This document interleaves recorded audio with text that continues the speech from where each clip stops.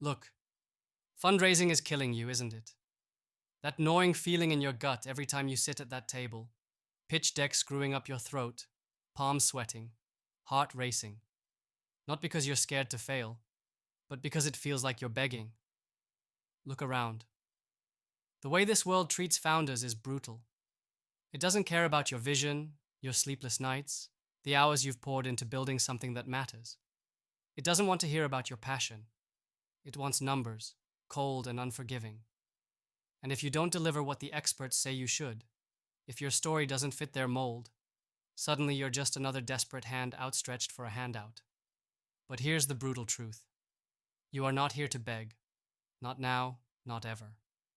The system wants you to think you're weak, that you need their permission, their approval, their money as a favor, that you're supposed to fit into their cage. But that cage? It wasn't made for you. It was made to trap the masses who never dared to break the mold. You aren't the masses. You are the edge, the noise in the silence, the spark in the dark. You aren't begging. You're creating a new reality. So why do you feel like you're begging? Because you're trapped in a story the world wrote for you. A story about scarcity, competition, and comfort zones dressed as safety nets. Fundraising has been twisted into a game of survival, of sucking up to someone else's power instead of a bold call to shift power itself.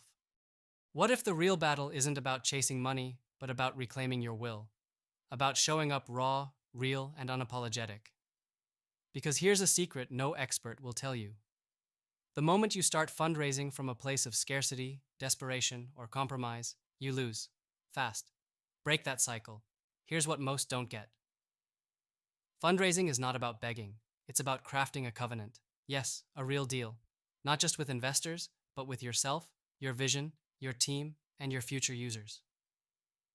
It's about building a force so undeniable, so magnetic, that money doesn't feel like a favor. It feels like fuel, magnetically drawn to what you've already set on fire inside. When you pitch from hunger, you're weak.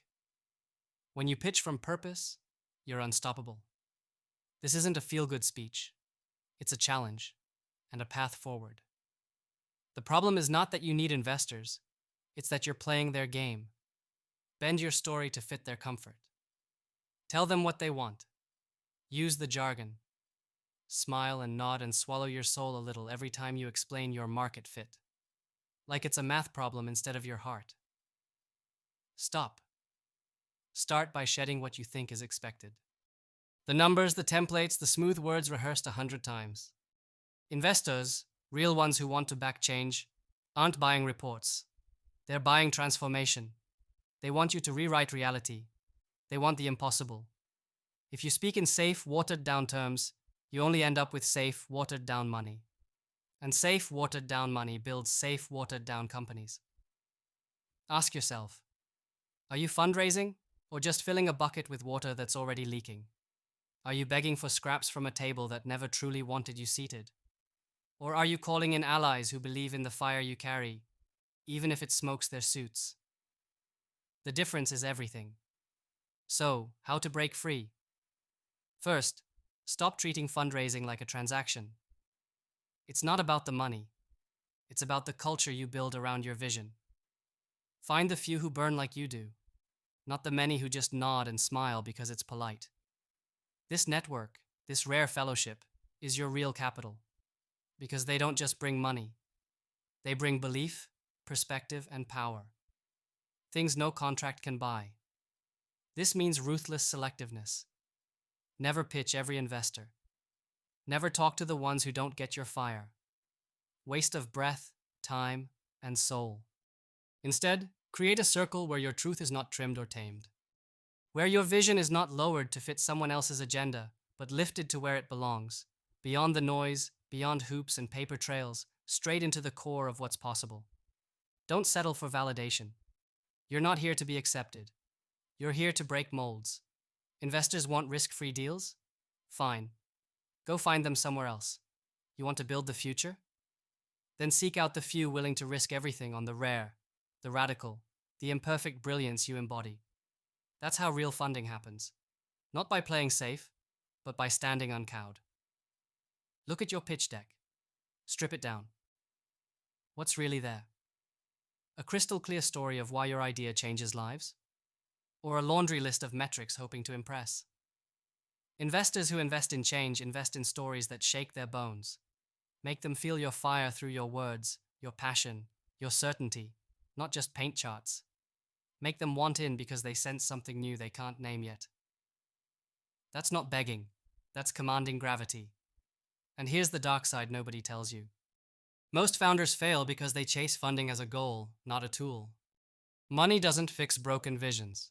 It doesn't fill empty ambitions. It fans the flame that's already burning. Without that fire, fundraising isn't fuel. It's just desperation in disguise. So work on your fire first. Build your tribe. Sharpen your message until it cuts through the noise like a knife. Then watch how the doors shift. Here's a tip many overlook. Stop seeking approval. It's a poison. Investors aren't parents. They aren't gods. They are just people with money and ideas about risk. When you stop needing them to like you, to say yes, you gain power. You become the prize, not the petitioner. And guess what? Power attracts power. Confidence fuels investment. Desperation repels it. This is why the world's old systems fail you. Because they want homogeneous, obedient entrepreneurs who fit neat boxes and play safe. That's what they reward. But you're not safe, you're not tame, and you don't want to be. You want to build, to disrupt, to change the game. That means swimming upstream in a river that tries to drag you back into conformity every second. It's lonely. It's hard. But it's necessary. You don't fundraise to survive. You fundraise to expand your reach so your vision can survive, and then dominate. Every conversation you have with a potential investor is a chance to show that you're not begging for scraps, but offering a revolution. To show that your fire is contagious. To invite them not into your wallet, but into your mission. Remember this. The true currency is trust. Not just trust in numbers, but trust in you, the founder, the human behind the curtain. Investors want to bet on the rider, not the horse. If your narrative is coherent, unbreakable, filled with both strength and humility, you win. If you hide your struggles, your doubts, your raw humanity, you lose clarity, and with it, trust. You might think this is risky, walking naked with your real story, showing doubt, showing scars. That's exactly why you should do it, because no one else is brave enough. That is your edge. And when you embrace it fully, investors don't see a founder, they see a force of nature. Now, what about the practical side? The tools? The things you can do right now to stop begging and start commanding? First, laser focus your why. Not the generic startup cliche, but a visceral answer to, why does this matter so much you'd burn everything for it? When your why burns into every word, every slide, every call, no one sees desperation, only wildfire. Second, master the art of selective connection. Quit burning your energy on those who don't believe in your vision's unusual shape. Track the few who show alignment even in subtle ways. Those are your future co-creators.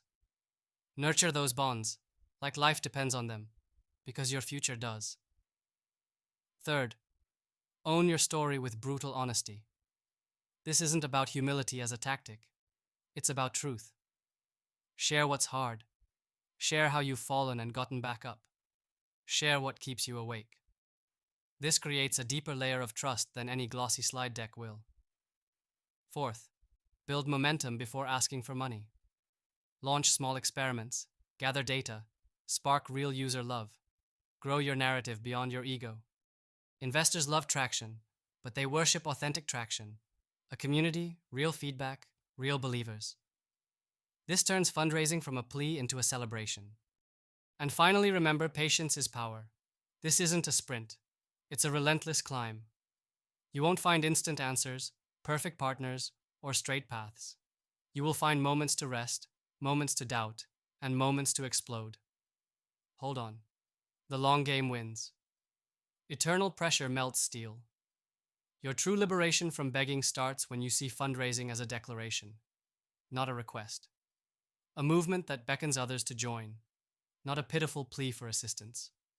When you are sovereign over your vision, when you are critical of every step, when you transform your reality by sheer will, then you don't just find investors, you ignite collaborators.